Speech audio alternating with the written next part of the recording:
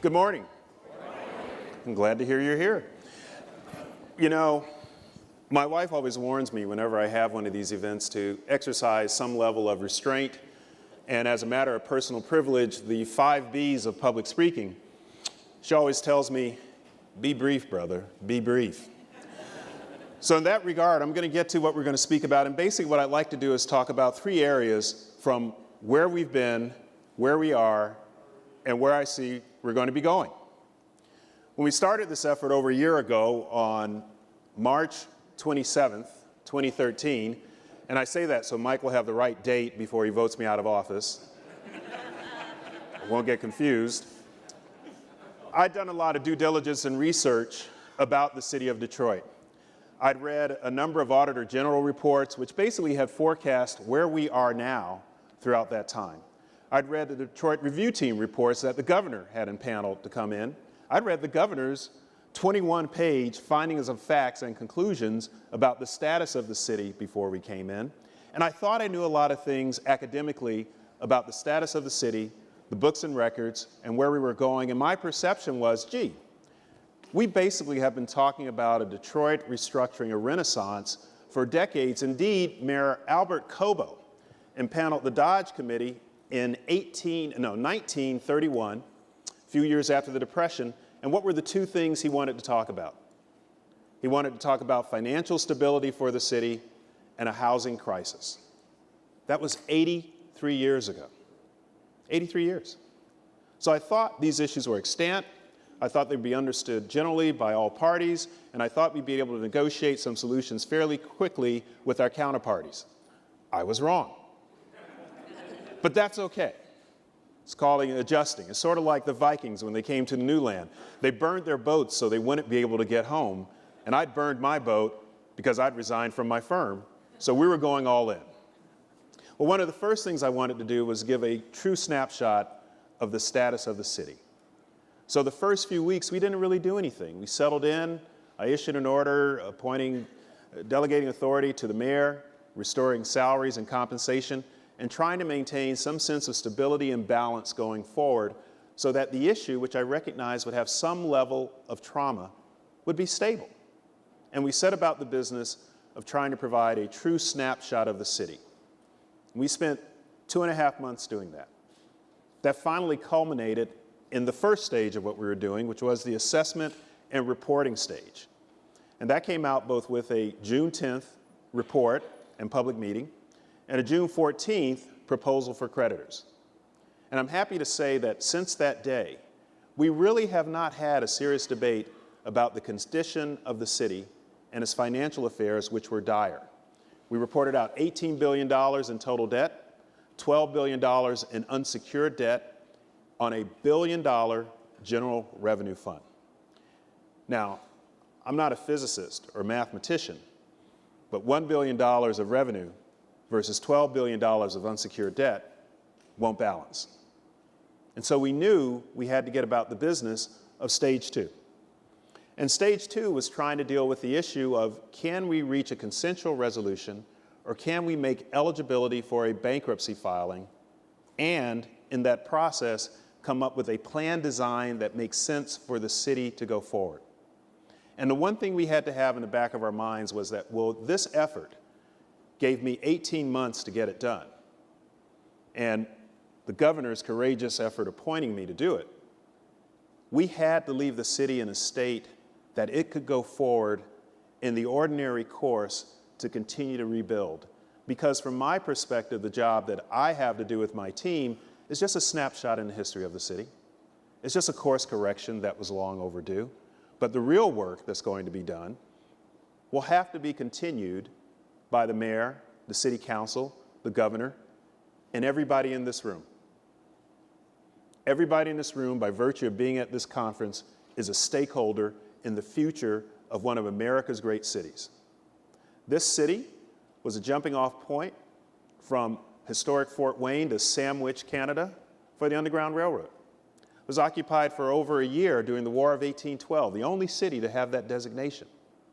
It was a city that continually reinvents itself again and again and again. It taught America how to live. Think of this. Before the automobile, the $5 a day wage, there were no suburbs. Detroit brought the concept of suburbs. Detroit brought the concept of mobility and cars. Detroit brought the concept of a working wage. Detroit has been central to the history of America since its inception and before, because it was here before we were a country. Indeed, if you look at contemporary standards, as a report that came out earlier this year, there are 21 economic centers in the United States, metropolitan centers across the country, that account for half of the nation's $16 trillion GDP. Detroit is one of them. So Detroit is not only central to itself, to the state, to the country, if not the world. And that frame of reference, that concept and what we had to do, sticks with us every day. But you all, when my job hopefully is done, before I get fired, you all are going to be the ones that continue to drive that change. Because it truly is, as Mayor Landrieu said, it truly is a consensual and unified group that can drive us forward. So we went through eligibility and plan design, and now we're in stage 3.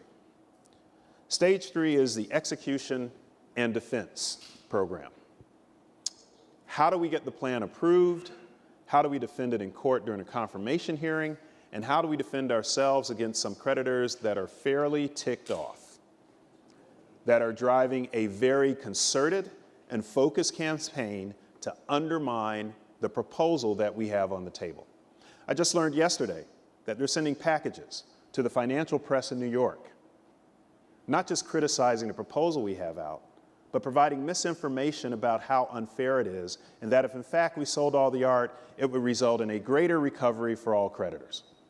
Okay, fair enough. It's big boy pants on. It's real time. But if you sold the art for $2 billion, let's call it $4 billion. That money wouldn't be distributed to pensioners, and the $816 million plus proposal that we have on the table, the grand bargain goes away.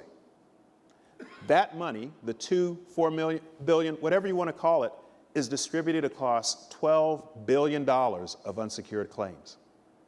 The reality is that the very delicate proposal we have on the table for pensioners to preserve the city and to go forward goes away. And the pensioners get less. But they're being hoodwinked, bamboozled, misled. And so it's our job to correct that, to make sure they understand it better. One of the things we have the ability to stand on, though, is some successes. And we've had a few, but we take nothing for granted. Indeed, this has been sort of a cautionary tale and informative process for me. If you told me a year ago that Mayor Duggan would go to the annual NAACP convention and get a standing ovation, and I'd walk into the House Republican caucus and get one,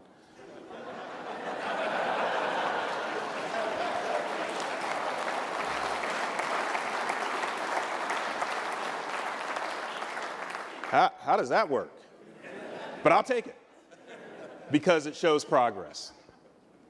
It shows progress for a city that is moving into a new age, and it's a great testament to the ability to all of us to come together to get this job done. So let's talk about what we've accomplished so far. As I said, the June 14th proposal that we set out, and it's on our website, it's never been contested. This is the true state of the city. Our eligibility trial, where they were hurling barbs at me, and I was called a number of different names in all too many depositions. It's different when you're an attorney over 30 years and you're taking the deposition. You're really doing something. You're getting in there, you're mucking things up. When you're on that stand, you want to strangle the attorney. I have a different perspective. The swap settlement, which Judge Rhodes helped us with a little bit from time to time. I still feel it. But he drove that down from an interest-only loan to a principal reduction loan for the benefit of the city, saving us over $200 million on that transaction alone, and getting the city out from a very dangerous and perhaps destructive obligation of almost $400 million in a termination fee. And people say, oh, that wouldn't happen. Really? DWSD paid over $560 million in termination fees in the past 4 years. It could happen. The UTGO settlement, unlimited tax general obligation bondholders who Here again, through much discussion we got to, and the key of that is not only that we're able to carve out a portion of the revenue stream that go to the UTGOs, but that we use that money at the governor's insistence to provide an income stabilization program so no one, no pensioner that comes through this process will be forced into poverty. They can apply and we will true them up so there is a safety net so that risk doesn't come to the state. The Public Lighting Authority funding, so we can get lights on, as the mayor is doing a very able job at that.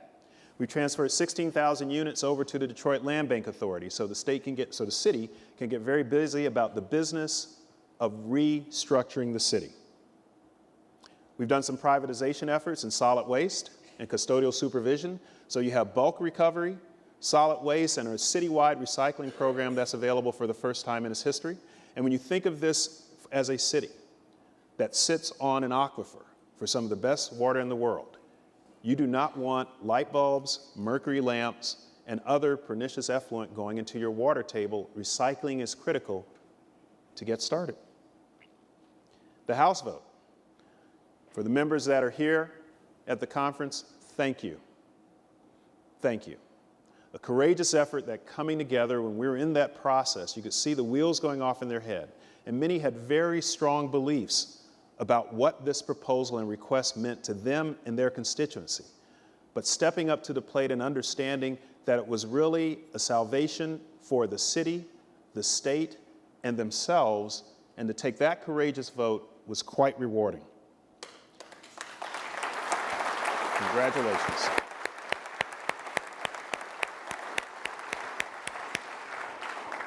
The court's approval of $120 million in quality of life loan so that we get about the business of restructuring the city even before we got out of bankruptcy. But more importantly, from our perspective, we could quiet the detractors who were saying consistently to the governor, the mayor, to many of you, to many legislators, we'll never loan another dime to the city of Detroit. Untrue. We've had 3 lending transactions since we've been in bankruptcy at more favorable terms than we otherwise would have had before. And if we get this done right, the city will be more underwritable and more capable of carrying its debt load in a regular course than at any time in the past 60 years. And that's what a city should be about. The ability to get fair credit to expand on non-excessive terms. And DTE, I see Gary is here, who's been our advisor for lighting and the grid, who's done an able job at assisting the mayor in his efforts to get those lights up and advise the city, and a contract that's quite helpful.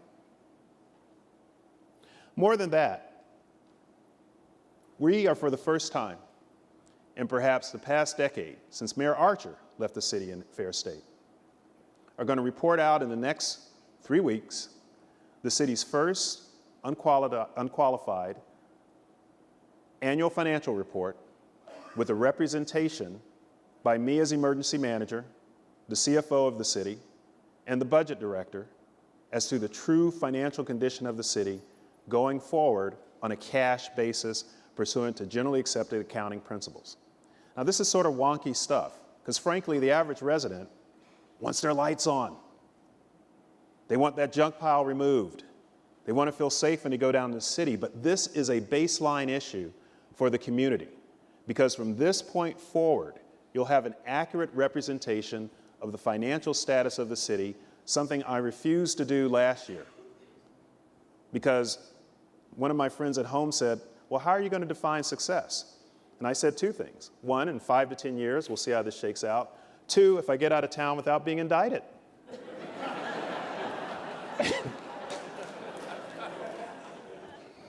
You got to set the bar somewhere. But the financial report that's accurate will say between the June 14th report, proposal for creditors, which stated the state of the city, and the financial report, which will be certified, will give a true arc, a transit of the financial affairs for the city, so that the mayor, going forward, will have an accurate baseline. And that's what government should be about. So as we move forward, we have to talk about what are the next steps. And someone said, great, you made some progress. Gee, you see them have the wind at your back. You know, what is it gliding in on a glide path? Are you coasting in? Is there any other metaphor that says you don't have to work? I said, on the contrary. You know, just because you're paranoid doesn't mean someone's not trying to kill you.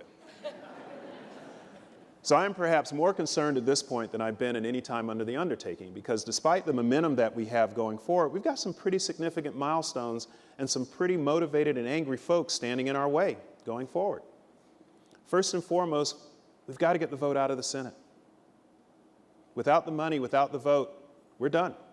We go back to the drawing board. And I take that for granted absolutely no way. I can't. Secondly, believe it or not, we've got to go through the voting process for the stakeholders for the plan of adjustment. And some are actually considering voting no. We hear much chatter amongst our cohort that I want to make a protest vote. I want to make sure that people understand that I don't appreciate my rights being trampled on. And what I say to them is this: please be careful. This is serious business. We have $816 million we did not have a year ago. Almost $1 billion coming over the transom. If you vote no and that money goes away, we are talking about severe cuts. We are talking about creditors being unfettered in the number of attempts to get at every asset of the city. At the crux in the plan of adjustment is just a compendium of a number of settlements. That's all it is. It's a consensual resolution between our stakeholders and creditors that goes away if we don't get the funding, and Katie, bar the door if that happens. So I'd ask all of our stakeholders, particularly our active employees and our retirees, please be very careful. And I would ask you, those of you who have an opportunity to speak on this issue, to talk to them, to please explain to them, this is not a game. This is not a time for protest votes. This is very serious business that could result in people being pushed to the poverty rolls and people, unfortunately, experiencing a much more reduced quality of life and ability to survive for some. So I hope they get that message. Finally, we've got to get through a confirmation hearing, which promises to be somewhat of a battle royale. Our bond insurers are setting it up, and they're setting, deadfall bear traps and landmines everywhere they can. They're trying to set up procedural infractions. I did this business for 30 years. I know when somebody's holding the card and when someone's got one marked under their sleeve. Okay?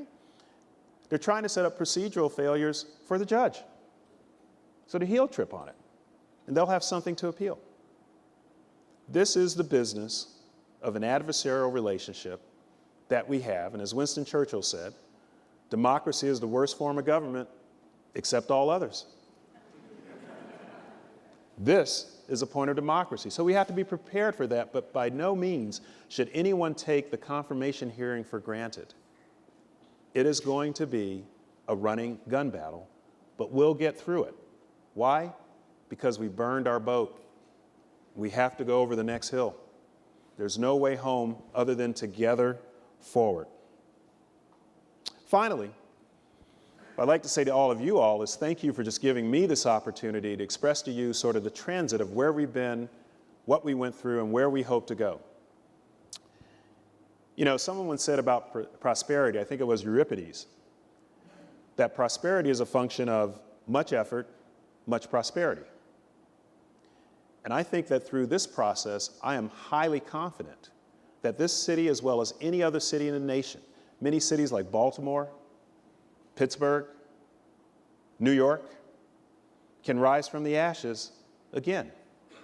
But the time starts now where we can move forward together to get this deal done. What I would say to all of you all, though, is, more importantly, thank you for your patience. I recognize this has not been without some level of trauma and concern.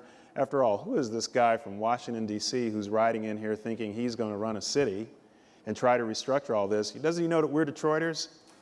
We've survived more? I do. I do, and I respect it.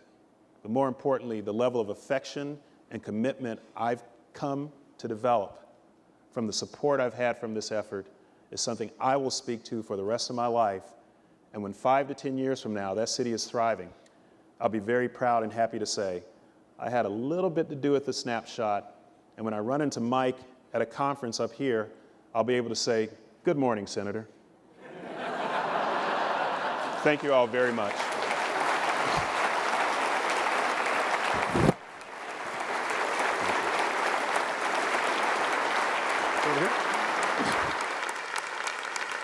Please welcome former Nightline correspondent for ABC News, Vicki Mabry.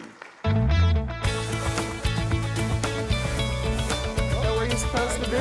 Good. Okay. Good. Thank you. Surely.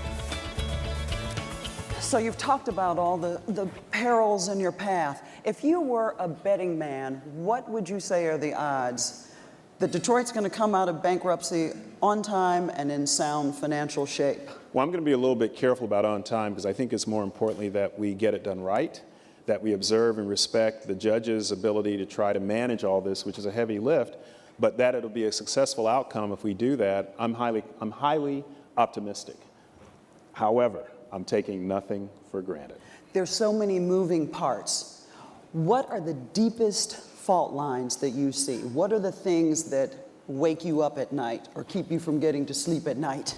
Everything. Can you identify everything? Operationally, I know there's been some concern, for instance, about the police department. I did that to make sure that the chief would have the opportunity to do some restructuring unfettered with one cycle. It's a short period of time, but heaven help us if something bad happens. You know, that's on me. I worry about the creditors who are providing a significant disinformation campaign to legislatures and the financial community going out. Are we doing enough to dispel some of the misinformation they're putting out there? I worry about the planned vote. I'm very concerned about some retirees and active employees actually appreciate just how significant it is. I worry about the confirmation hearing. That is by no means a certain thing. There are going to be everybody, you know, it's a y'all come process at the confirmation hearing. Everybody on a lame farm mule will show up with a complaint and try to throw something in our way, and we're going to have to deal with it. So I pretty much am concerned about everything. Everything. And you keep saying in 5 or 10 years, you can look back, but right now, it's just such a difficult process. It is, but it's designed to be that way. I mean, the bankruptcy process is designed to facilitate disclosure, everyone having an opportunity for due process. You can come in and make your statements. And third, to create consensual resolutions. And that's the thing I really want to drive home to folks. The plan that we have is a compendium, a compilation of a number of different settlements that have been negotiated over years, very contentiously through weekends, at Little League games. We've had people come back from vacations at the expense of, you know, Big Mama giving them the evil eye and abandoning the family because they had a mediation on Christmas Eve. We sat down for the better part of a day to make sure that could happen. So this has been very, very hard won and hard fought. We don't have time to go back and reinvent the wheel if this doesn't get done. Are there any things that have gone easier than you expected? No, I want to call it easier. I mean, things have. I was very concerned at the end of last year and beginning of this year that we were wasting time, and I'd wanted to get the plan out first thing on January 1, and we didn't. We got it out in February, so I was concerned we had burned some time, but we've caught up. So that was time well spent. We got some agreements that were very helpful. Frankly, one of the things that's been very helpful is the cooperation. The mayor and I don't talk about it all that often, and from time to time we may disagree on things. You'll all never hear about it because we keep it in the behind closed doors. But the cooperation I've been able to grow with him and his team in trying to get things done, and he's done a tremendous job of doing that. I mean, we're getting lights on, we're removing blight, we're selling houses. I may buy one, so I won't have to mount a write-in campaign. I don't know, but we're getting stuff done. I knew we were going to make some news here. Just kidding. But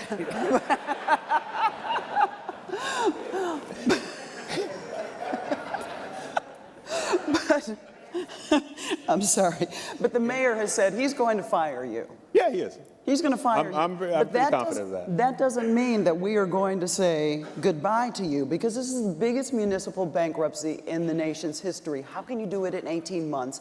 How can you set a deadline and just be done and gone? You know, one thing Mayor Landrieu said, and the same thing Attorney General Holder said last September, is really critical. And you have to manage expectations. And I mean this sincerely. My job is to reset the table, but the mayor and his team are back there cooking a meal. They've got to set the table. They've got to make sure it's cooked right. They've got to go, and then they've got to remove the dishes and clean it. They've got much more of a job ahead of them. And all I'm trying to do is to give them a good balance sheet to work with. But, you know, Mayor Duggan's a fix-it guy. His team is as committed. We all know that the eyes of the community, if not the nation, are on us. And my goal is to get this done right so we can return to the regular order. And the mayor has a great reputation as a fix-it guy. Will be able to go forward and do that. Give us a little tiny look into that. You say you don't agree on everything. You seem more like a guy who says, look, if the city can't do this right, let's farm it out. Let's give it to the guys who can do it. The mayor seems like a guy who says, I can do it. My team can do it.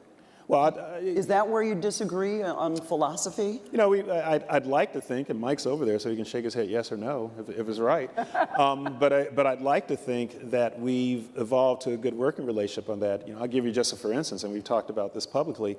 You know, when I came in on lighting authority, I wanted to change the board on day one, and Mike said, wait a minute. Let me work with the city council, and I think council president just walked in as well. So let me work with the council, and we'll work around that. And we said, okay, let's have that happen. And you know what? Within 12 days of the new year, actually within 5 days of the new council, it was done. And so that was really a good testament to the ability of them to work together, and that built some confidence in me that I didn't have to be this guy saying, you know what, let's push everything out of the city, that I had some faith that working together we could get that done. So that was very, very helpful.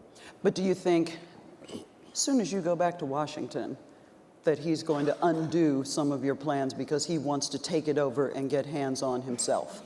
I don't know, but some of the obligations are built into the plan itself. So there's going to be a level of oversight to keep consistent with the plan, and that's normal. The Municipal Assistance Corporation in New York went from 1975 to 2008, 33 years.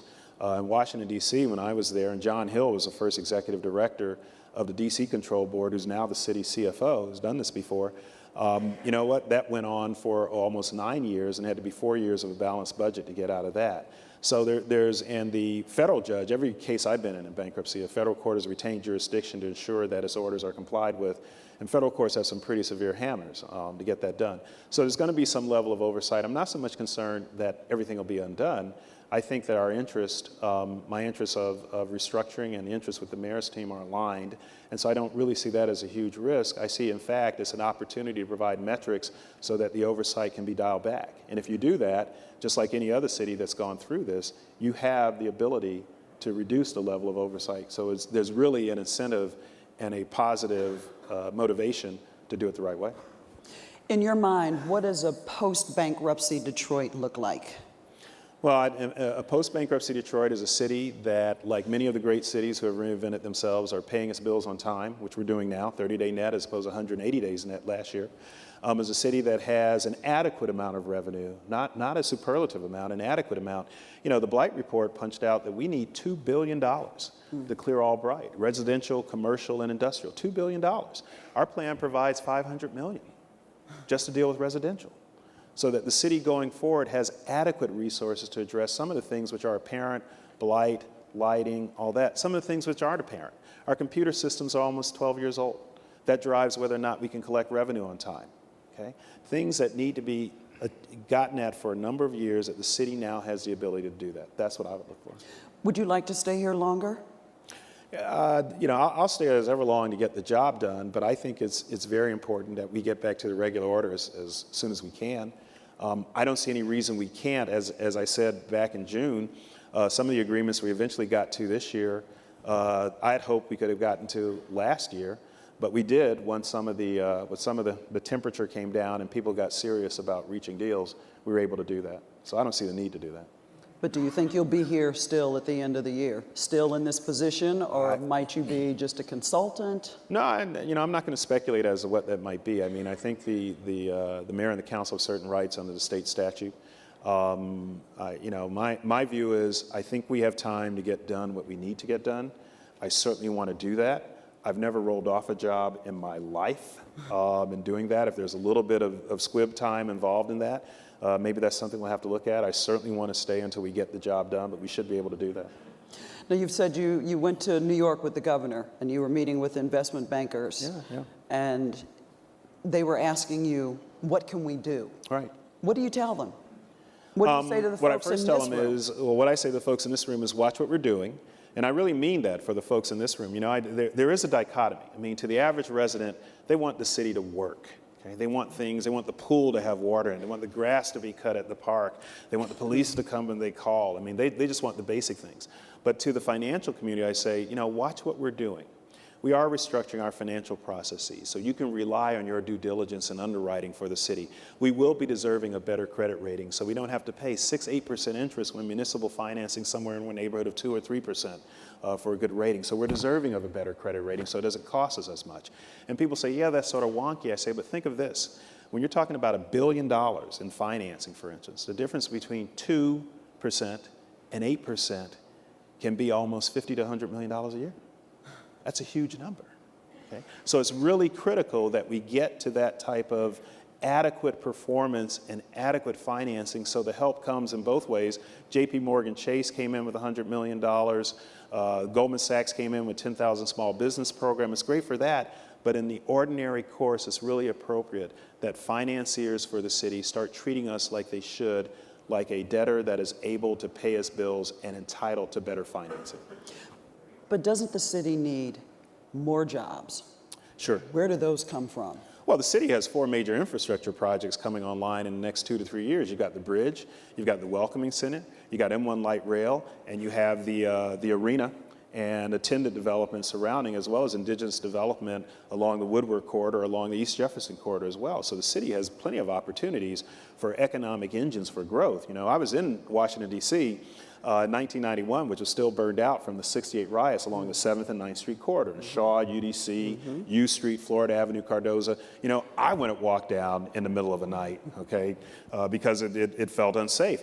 All of those areas. Searsom Corda, which is in the 6th District, was one of the most crime-ridden areas in the nation's capital in the past decade. It is now thriving with multi-million-dollar condos. This thing can turn on a dime. Baltimore's Inner Harbor, as well as Federal Hill, were likewise blighted and unattractive. They're now off the charts. I have that same feel in Detroit. It's the same feel I had when I left law school in 1983 and went to Miami, and all my classmates are saying, are you out of your minds? Those of you that are old enough remember the Time magazine covers Paradise Lost. There were a series of race riots, on average every 6 months. Castro's Maralitos have moved into South Beach. Go to South Beach now. Okay, go to Miami now. It's off the charts. This city has the same feel of any of those cities, and I think it has every much as opportunity and right to achieve that kind of growth.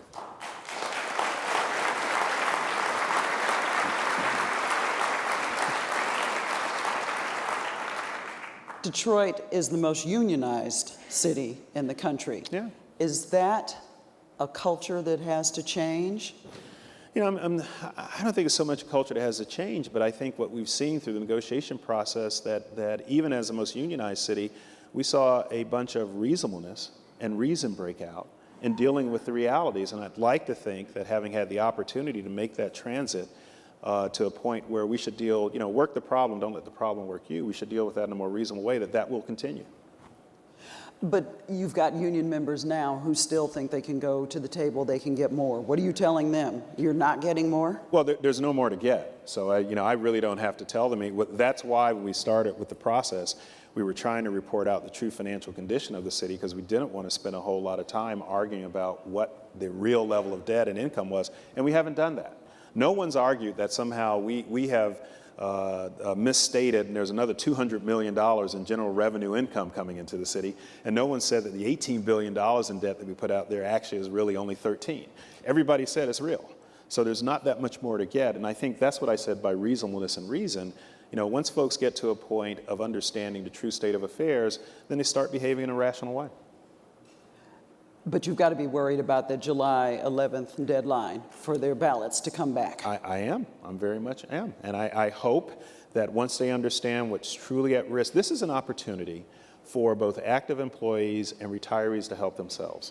For police and fire, their pensions are preserved at 100%, and they get a third of their COLA. For general services, their pensions are preserved at roughly 95%. There is a formula for alternative savings fund recovery for excess interest, because the interest that was being allocated to that fund was twice the actual rate of interest, and the money that they were taking from the general fund and GRS pension to fund the alternative savings program. We tried to explain that to them. But even with those metrics, if we don't get that vote and get that right, The cuts could be as severe as 60%. On police and fire, they could go back to 25%. This is an opportunity for everyone to save themselves, and I hope they take it up. But the creditors then are angry, saying that you're treating the pensioners as a separate class. So even if you get their vote, then you've got another hurdle. Yeah, they're going to be angry for a while. I understand that. Frankly, I'm a little concerned about being public enemy number 2 in New York, every time I go there. But I represented creditors, and that's what they do. They made a bad bet. It's very hard for people to accept the fact that they were at the big ante table, and they went all in when they shouldn't have.